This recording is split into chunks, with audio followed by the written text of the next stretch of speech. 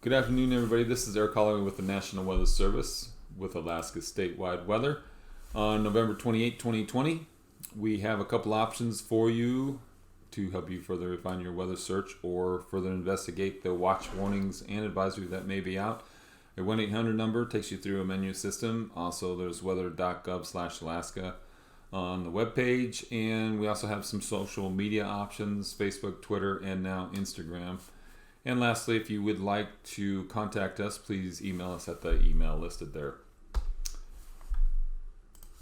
For the hazardous weather this afternoon, we do have a high wind warning out in effect until 4 p.m. this afternoon. Again, that's only 4 p.m., so it may end, but please look into this a little bit further using the options I mentioned before. And there's a winter storm warning out effective until 9 p.m. this evening for that northeast corner of the Panhandle. Lastly, there is a winter weather advisory that remains in effect from 3 p.m. this afternoon until 5 a.m. on Sunday for that southern end of the corner there of the Panhandle. So please, again, investigate those before you head out. For the satellite information, you can see several low pressure systems. One there kind of northeast of Shemya, another one near Unalaska, and there's another one in the Gulf of Alaska. Some snow showers, even rain showers at elevations of the Panhandle and down across some of the Aleutians. Some rain showers there.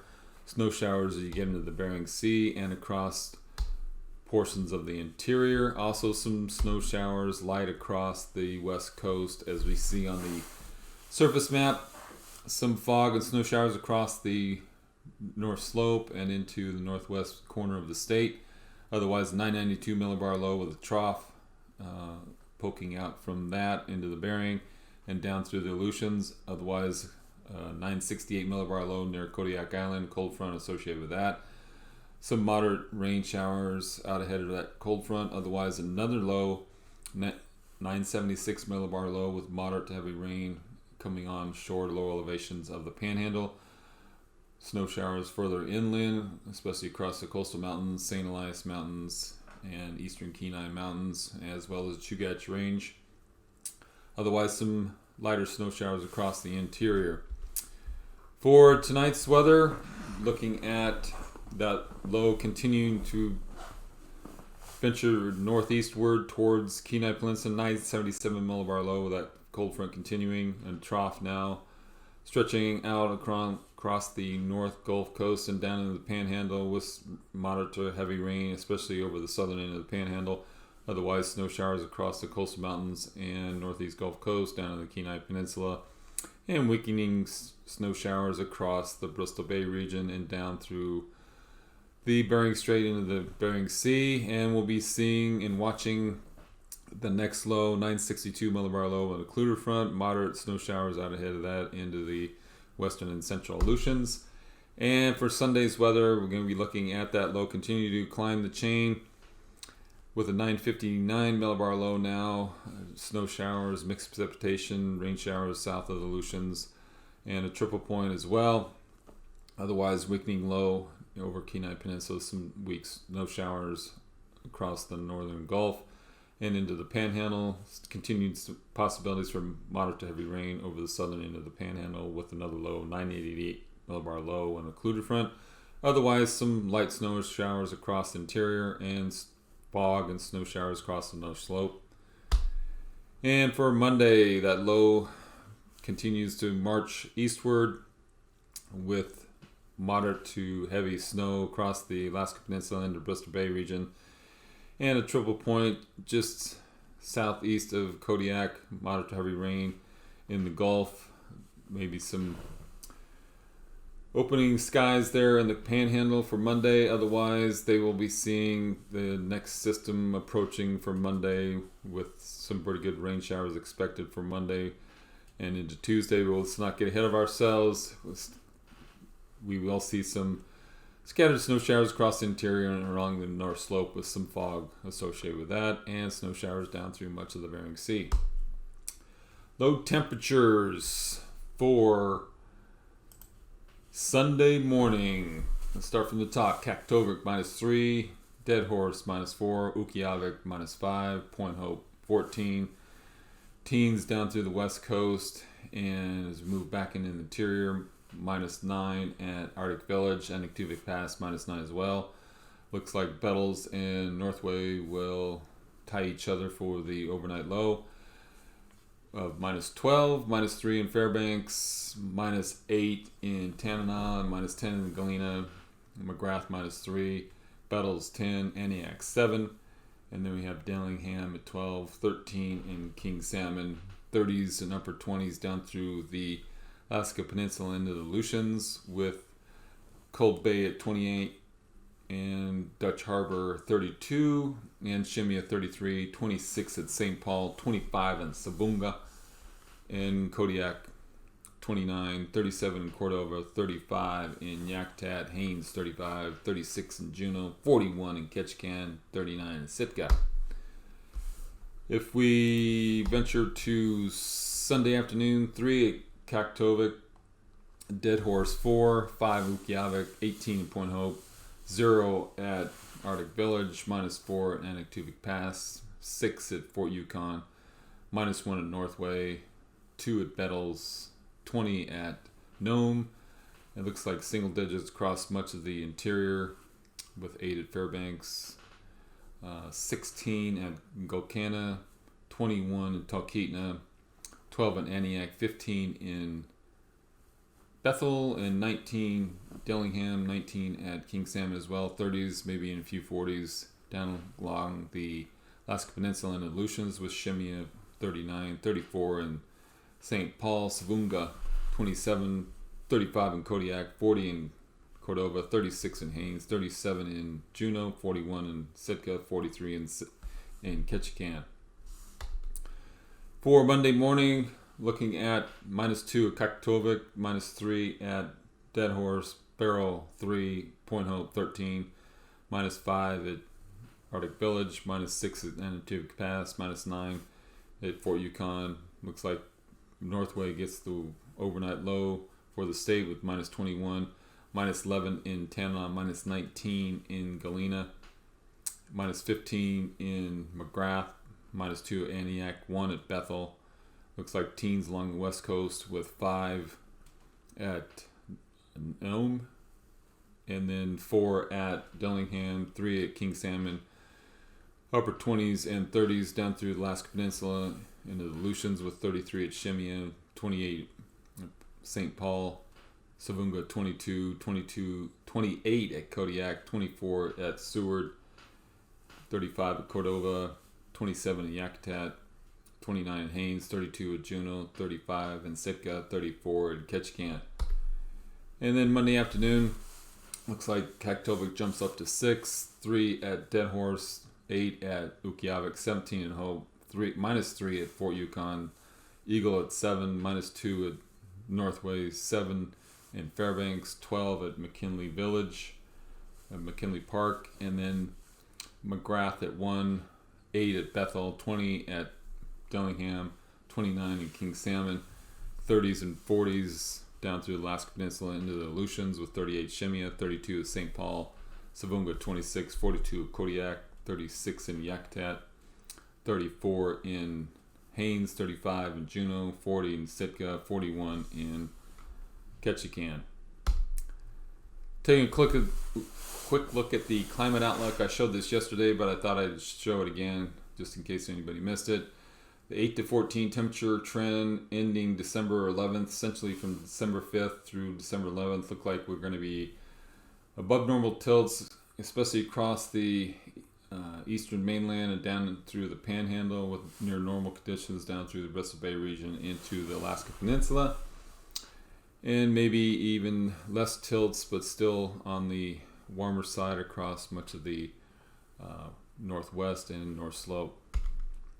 For the climate outlook for the 8 to 14 day precipitation trend ending December 11th, essentially December 5th through the 11th. This is again for precipitation. Looks like we're going to be slightly above normal tilts across much of the eastern mainland and down through the panhandle, and then near normal possibilities across much of the west, and even dry tilts across the YK Delta, and near normal conditions expected down through the Alaska Peninsula into the Aleutians. And now, aviation weather around Alaska. Taking a look at the flying weather for Saturday morning, we'll be dealing with a low pressure system in the Gulf of Alaska. Cold front, warm front turns into an occluder front by Sunday, but otherwise some IFR conditions across portions of the North Gulf into Cook Inlet region, and marginal conditions in the Panhandle, with marginal conditions, maybe even some fog in the Yukon Valley up there in Fort Yukon, otherwise marginal conditions out along the North Slope. And another system pulling into the Aleutians. We'll watch that over the next couple days. So Saturday afternoon, IFR conditions shows up there in the Panhandle. Marginal conditions spread throughout much of the North Gulf into the interior and out through the North Slope. Otherwise, IFR conditions with that low pressure system climbing the chain. And for Sunday, marginal conditions continue along the North Slope, Brooks Range, and a little bit of clearing, especially over the Panhandle. But the next system comes in and climbs the chain. Now IFR conditions through the eastern Aleutians into the Alaska Peninsula, otherwise decent flying weather across portions of the mainland. And for Sunday afternoon, IFR conditions throughout much of the Alaska Peninsula, Kodiak Island, Gulf region, and into the Kenai Peninsula, otherwise marginal conditions in portions of the Panhandle into the northeast Gulf Coast, and clearing conditions across much of the mainland. Continue marginal conditions over portions of the Brooks Range and North Slope, and clearing conditions out in the Bering. Past conditions for Saturday, Anaktuvik marginal, same for Adigan. Lake Clark and Merrill went for IFR conditions and then improving to marginal, and rainy marginal, windy marginal as well, Isabel marginal, Mentasta marginal, Tenita marginal, Portage marginal with some IFR conditions possible in the east entrance, and Chilkoot and White marginal but turning to IFR conditions during the day. Freezing level Saturday morning, surface freezing level all the way down through the Panhandle across the southern end of the mainland and down through Kodiak Island into the Alaska Peninsula and out through the Bering Sea. Elevated freezing levels showing up across the Panhandle into the northern Gulf, and then another elevated freezing level analyzed out there just south of Aleutians with that low pressure system. Icing conditions on Saturday between 5 and 10,000 feet across portions of the Gulf region, even considerable moderate areas possible in the southern and central Panhandle out into the southern Gulf there. Otherwise between 3 and 7,000 feet across the Aleutians, again with that low pressure system. Otherwise, with northerly flow coming down through the Bering Strait around 5,000 feet with decent moisture in that region. Jet stream for Sunday, low pressure system there in the Aleutians. Northerly flow across the Alaska Peninsula with 160 knot jet coming across into the Gulf region. And then southerly winds coming into the Panhandle with 135 knots there. And then some lighter conditions across much of the mainland around another low pressure system just north of the Bering Strait in the Chukchi Sea. And for 9,000 foot winds on Sunday, low pressure system analyzed out there just south of the western Aleutians, 55 knots counterclockwise flow with mainly easterly winds across the central and western Aleutians, and pretty much light and variable across the mainland. Southerly winds across the Panhandle with 60 to 50 knots coming across there. And for 3,000 foot winds On Sunday, low pressure system in the Cook Inlet region with counterclockwise flow around that, with westerly flow coming into the Panhandle, 40 to 45 knots there. Southern end of the Panhandle, 65 knots there in a southerly fashion. And then low pressure system there, south of Aleutians, mainly easterly winds, 55 to 60 knots there. And for turbulence, below 6,000 feet across Panhandle, northeast Gulf Coast with isolated severe in the central and southern Panhandle, and then below 2,000 feet up there in the northwest quadrant of the state, down through the Seward Peninsula, and below 3,000 feet with isolated severe in portions of.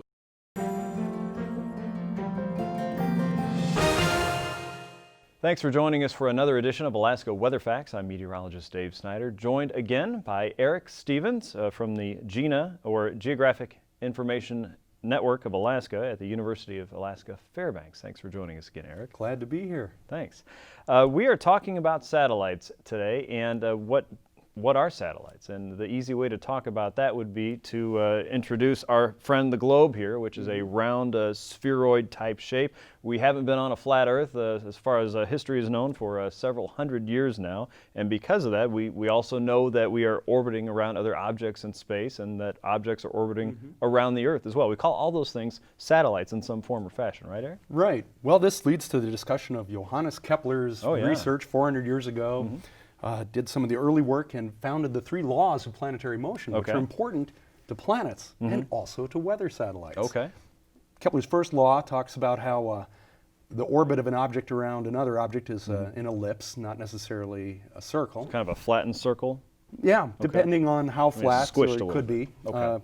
For our purposes, we'll just say they're mostly circular. Okay. The second law is most important for us, though, and that is the closer an object is to the thing it's orbiting, the faster it goes.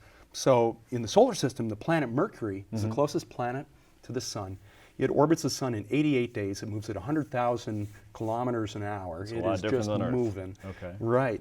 And further out from the Earth is Jupiter, and it moves at only 1/4 the speed of Mercury, and it has to go further, so it takes 12 of our years for Jupiter to make one lap. The further out you are, the slower you go. Okay. So we're talking about planets. What does it have to do with weather satellites? Turns out Kepler's laws apply to planets orbiting the sun. They also apply to satellites orbiting the Earth. Okay. You know, our natural satellite is the moon. There's the famous Apollo 8 Earthrise shot. Beautiful shot. Oh, yeah, you could just talk about that forever. December 1968, the moon is about 250,000 miles away from the Earth. Okay. It takes a month to go around the Earth. It's that far out, it takes a full month to do an orbit. Another shot here of the International Space Station. Instead of being 250,000 miles out, the ISS is only 250 miles up. It's really close. And so it doesn't take a full month for the space station to go around the Earth. It only takes 90 minutes. It's so close, it just whips right around 90 minutes. Okay. So weather satellites, there are a number of weather satellites, and there are a number of orbits. The further out you have the satellite, the longer it takes to go around the Earth. And this is important because different satellites have different purposes. So we have a satellite here. This little salt shaker lid will serve as our satellite going around the Earth. Let's say you have a satellite that's 22,000 miles above the Earth. This is kind of a magical spot because at that distance, it takes a full day for the satellite to go around the Earth. Imagine if you put your satellite 22,000 miles up from the equator and had it go with the Earth as the Earth spun. The same speed. Right. Okay. The satellite goes around the Earth just as fast as the Earth itself is turning. In effect, the satellite will hover in one spot. I see. And it appears when you make a movie loop of picture after picture after picture, you can replay that and you get these movie loops.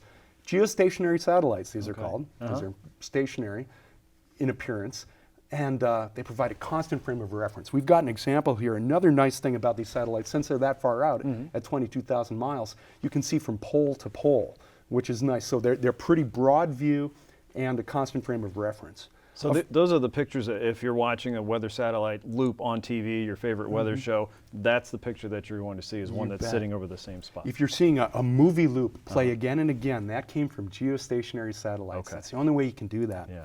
The bummer, though, for us in Alaska is we're up on the very top of the planet. And for geostationary satellites to work, they have to be over the equator. So for the geostationary bird to view Alaska, it's kind of like reading a book, but you're reading it edge on like that. Right. So there's another kind of orbit called the polar orbit, Okay. which is nice. We're near the pole. Yeah. And here's a satellite. Those polar orbiters are much closer to the Earth, getting down toward International Space Station elevation. And they're not in the equatorial plane. Rather, their orbital plane is inclined like this. And the Earth turns under that satellite as the satellite orbits. The nice thing about that is for Alaska, the satellite will go right over Alaska a few times a day. And so you get a much closer image. We've got a shot from the Sumi NPP satellite. Specifically, it's a true color image from the VIRS sensor. That's an acronym there. Okay. But it's a beautiful shot of Alaska, and you can see so much detail. The kind of detail, because you're close in, Very high resolution. you couldn't get this kind of view from geostationary satellites. The advantage of these polar orbiters is nice close imagery. You can see a lot of detail. The disadvantage, though, is that the satellite flies by, Right. and then you have to wait a while to get the next image. And if geostationary weaknesses are that you're reading the page like that, the polar orbiter, you're reading the page straight on, but it's so close, and then it zips by, and you have to wait for the satellite to come around the Earth again. So there's no one perfect solution. Different satellites for different orbits. Each has their strength, and amazingly, it all comes back to Johannes Kepler and his laws of planetary motion. The same laws that govern how the planets orbit the sun, they govern how the satellites orbit the Earth, and even our little pretend salt shaker right here. Right. Okay. Well, since the 1957 Sputnik, we've been putting man-made objects into orbit around the Earth and starting to get pictures back. Who knows what will happen in the next 50 to 100 years? Amazing it's stuff. a growing science, and the future is bright. Thank you so much for joining us again, Eric. And for more information on GINA and what the satellite systems do there and what Eric's been talking about today, you can go to the web address on your screen. For Alaska Weather Facts, I'm meteorologist Dave Snyder.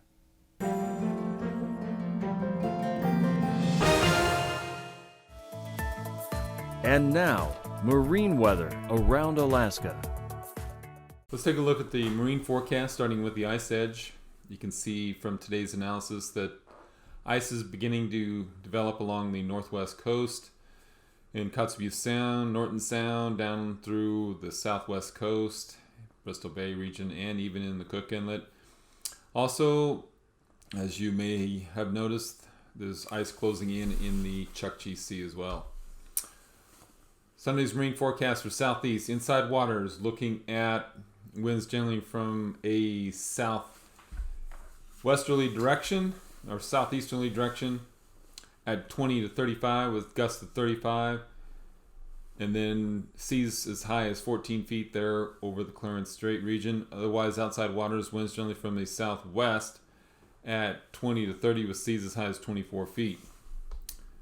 For Monday's forecast, inside waters, winds generally from the southeast with winds generally from 15 to 30 with seas as high as 9 feet. And the outside waters, winds generally from the south at 40 to 50. So look for storm force winds there on Monday with seas as high as 21 feet. For Sunday's marine forecast for south central Gulf region, winds generally from the west at 25 to 30, seas as high as 18 feet there in the north Gulf Coast. Otherwise, Prince William Sound, winds generally from the southeast at 20, seas as high as 4 feet. Cook Inlet, winds generally from the west or northwest 10 to 35 with seas as high as 10 feet near Kamishek Bay. For Monday, Gulf region, look for gale force or storm force winds with winds anywhere between 45 and 50, seas as high as 21 feet. In Prince William Sound, winds generally from the east at 40, seas as high as 10 feet. Cook Inlet, winds generally from the east or northeast 30 to 40 with seas as high as 11 feet near Kamishek Bay. For Sunday, Alaska Peninsula, Kodiak Island, around Kodiak Island, winds generally from the west at 30 to 35, seas as high as 17 feet. South side of the peninsula, winds generally from the west at 25, seas as high as 12 feet. And for the north side of the peninsula, winds generally from the northwest at 30, seas as high as 12 feet. For Monday, look for winds to pick up. Winds around Kodiak Island, variable in direction. Gale force winds 40 to 45, seas as high as 16 feet. South side of the peninsula, winds generally from the northwest at 45, seas as high as 19 feet. Look for gale force winds there. And for the north side, winds generally from the northeast 45 to 50, seas as high as 18 feet. And again, look for storm force winds there. For loose and chain on Sunday, winds generally from the east at 30 to 50 with seas as high as 22 feet out there between Shimmy and Kiska. And then it'll be a storm force winds out there for much of the region. And for Monday on loose and chain, winds generally from the north.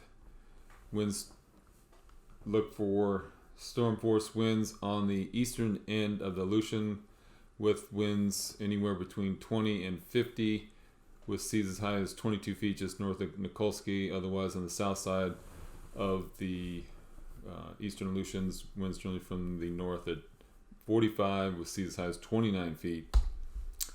For Sunday, West Coast, winds generally from the north at 20 to 25 or 20 to 30 with seas as high as 12 feet near just south of St. Lawrence Island.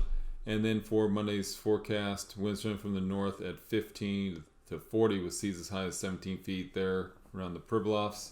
Look for gale force winds there. And for Sunday's Arctic coast, just off the Arctic coast, winds generally from the east at 10 to 15. Northwest coast, winds generally from the north at 10 to 15. Down through the Bering Strait, winds from the north at 20 to 30 with seas as high as 12 feet. And for Monday's marine forecast, just off the Arctic coast there, winds generally from the east at 10. Northwest coast, winds from the east at 15. Seas as high as 7 feet there. And down through the Bering Strait, winds from the north at 20 to 25 with seas as high as 9 feet.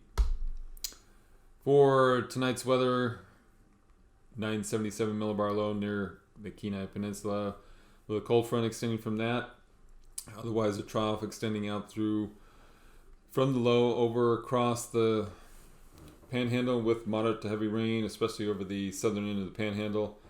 And that is across much of the Gulf region. Otherwise, some snow showers through the interior, snow and fog along the north slope. And we'll be watching that next low, 962 millibar low with a clear front in the central and. These forecasts are for planning purposes only. Call 1-800-WX-BRIEF for a formal pre-flight briefing. Always file a flight plan before you go flying. The U.S. Coast Guard Auxiliary urges you to leave a float plan with a friend or the harbor master before you go boating.